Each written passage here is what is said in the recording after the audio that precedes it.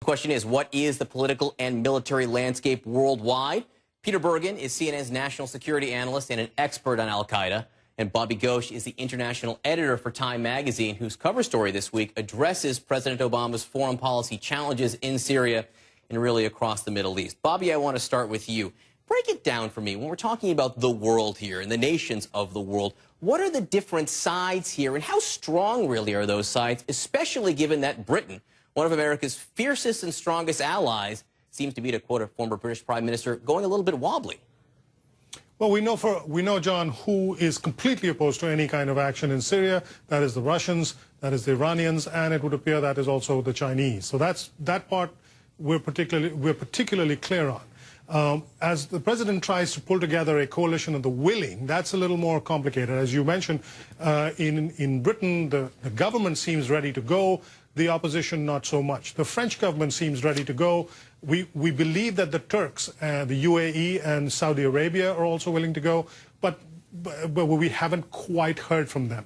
The Arab League, which signed off on the Libyan operation, for instance, a couple of years ago, is not so clear at this point. They would like something to be done about Bashar Assad. They're not his friends. They've kicked him out of the league, but at the same time, they're not sure that a military operation against him is the way to go. So this is a particularly difficult challenge for the president, much more difficult, for instance, than 2 years ago when there was a coalition of the willing that went against Libya. So that's the landscape around the world. Another place where it's very interesting to look right now, of course, is inside Syria and the landscape inside Syria. Peter, you've called al-Nusra one of the most effective fighting forces, actually the single most effective fighting force inside Syria right now, fighting against the government. The thing about them is if they're not an al-Qaeda affiliate, they're at least al-Qaeda sympathizers right now. So how might they try to capitalize on a U.S. airstrike if it does come? Well, you know, their goal is to overthrow Assad and install a Taliban-like regime in Syria. And in fact, I mean, in April of this year, they actually identified themselves as fully part of al-Qaeda. They've been accepted by al-Qaeda Central. So they're, you know, we can call them al-Nusra, but we might as well just call them al-Qaeda. So, you know, we're in the strange situation where the United States in the long term would like Assad to go. Al-Qaeda in the short term would also like him to go. So the United States is in an interesting position because they don't want al-Qaeda to take over the country. On the other hand, they do want to punish Assad to some degree.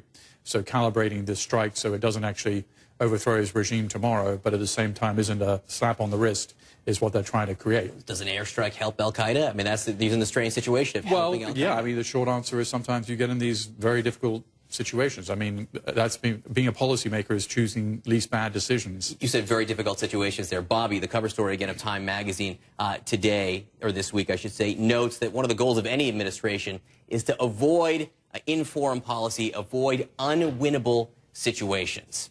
Now, from the beginning, President Obama was trying to differentiate his foreign policy from his predecessors. How might his differentiation contributed to the unwinnable situation that he faces right now?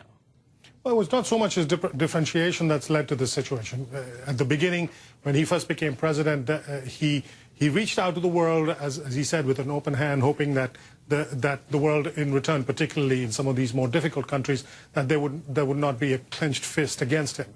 Unfortunately, the people with whom he was communicating that message don't believe in the power of words. They believe in the power of action, and they have no compunction about killing their own people in large numbers, as we are seeing in Syria. But the problem, the trap the president set almost for himself, if you like, was when he said two things. One, Bashar Assad has to go. And two, there's a red line with chemical weapons. That eventually, politically, meant a commitment that he painted himself into a corner, and now we find ourselves in a situation where if he doesn't respond, Assad has not gone, he still remains, he's killed over 100,000 of his people, and he's used chemical weapons, it would appear, in a fairly large quantity most recently. And so now the president finds himself in this position. It's not so much the difference between him and George Bush that's led to this, it's the, if you like, impolitic use of language, which is ironic considering that this is a president whose one of his greatest strengths is the use of language. There are critics right now saying that one of the problems the Obama administration is having this week is they're using a whole lot of language, that they're talking just flat out too much. Peter, I want to read you a quote right now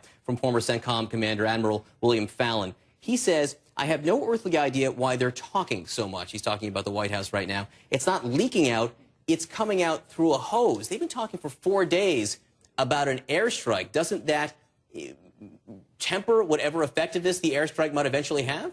Well, to some degree, but we also, John, live in an open society. And, you know, the British, for instance, have to go to Parliament to actually vote on military action. We in the United States are supposed to consult with Congress before we take military action. I mean, that's the price of living in an open society.